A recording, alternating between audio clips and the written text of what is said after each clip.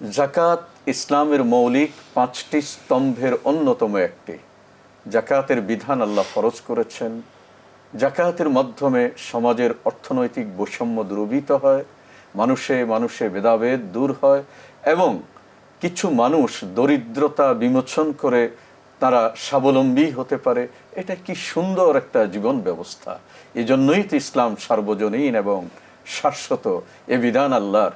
যেমন আল্লাহ সুবহানাহু ওয়া তাআলা কোরআনুল কারীমে বলেছেন, আকিমুস-সালাহ ওয়া আতুজ যাকাহ, তোমরা সালাত কায়েম করো এবং সেই সাথে যাকাত দাও। তো যেখানেই সালাত সেখানেই যাকাত। আসুন এখন আমরা যাকাতের বিধিবিধান সম্পর্কে আলোচনা শুনব। এ বিষয়ে বলার জন্য অনুরোধ করছি মাওলানা শিব্বির আহমেদ।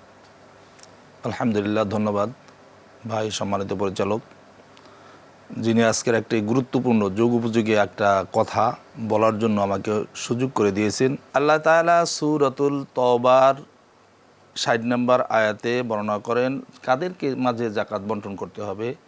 এর ভিতরে গরিব, তারপরে মিসকিন, তারপরে যাকাত আদায়কারী কর্মচারী, এরপরে মুসাফির, জিহাদকারী এবং ইসলামে উদ্বুদ্ধ করার জন্য কাউকে দেয়া, ইত্যাদি ইত্যাদি ৮টা খাতে আল্লাহ তাআলা যাকাত প্রদান করার জন্য অনুমতি প্রদান করেছেন। মোহতারাম, আমি আপনার কাছে জানতে চাইব যে দেখুন আল্লাহ তাআলা বলেছেন আকিমুস-সালাহ ওয়া আতুজ যাকাহ, তোমরা নামাজ কায়েম করো এবং যাকাত দাও। জি, তো নামাজ কায়েম যেমন ফরজ, যাকাত দেয়াটাও তেমন ফরজ।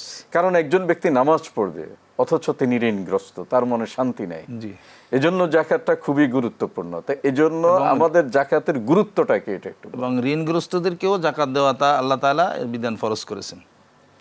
তো এখন এই যাকাত দিলে এটা গুরুত্ব এই কারণে সমাজে বৈষম্য সৃষ্টি হয়।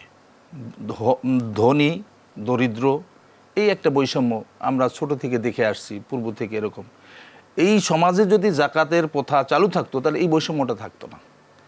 এরপরে মানুষ, আমি বিত্তশালী, প্রভাবশালী, অর্থশালী, কিন্তু আমার পাশের ব্যক্তি যাকাত না পাওয়ার কারণে সে অনেক কষ্টে, অতি সমস্যায়, রোগাক্রান্ত অবস্থায়, বিভিন্ন সমস্যায় জর্জরিত হয়ে সে ভুগতেছে। এই যে এখানে একটা বৈষম্যতা, আল্লাহ তাআলা এই বৈষম্য মোচনের জন্য যাকাতকে ফরজ বিধান করেছেন।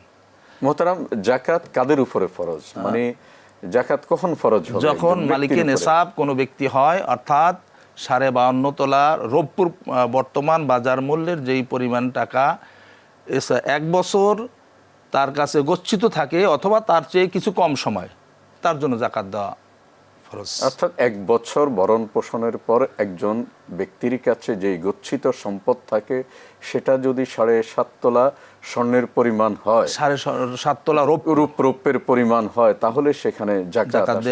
এবং এটার বিধান হলো শতকরা 2.5% আমাদেরকে যাকাত দিতে। মূলত এই যাকাতের মধ্য দিয়ে ধনী গরিবের বৈষম্যটা দূরীভূত হয় এবং আমাদের সমাজে একজনের প্রতি শ্রদ্ধাবোধ জাগ্রত হয়, পারস্পরিক হিংসা হানাহানি বিদূরিত হয়, অর্থনৈতিক দন্যতা দূরীভূত হয়। জি মোহতারাম, আমরা আপনার কাছে আবারও আসবো ইনশাআল্লাহ।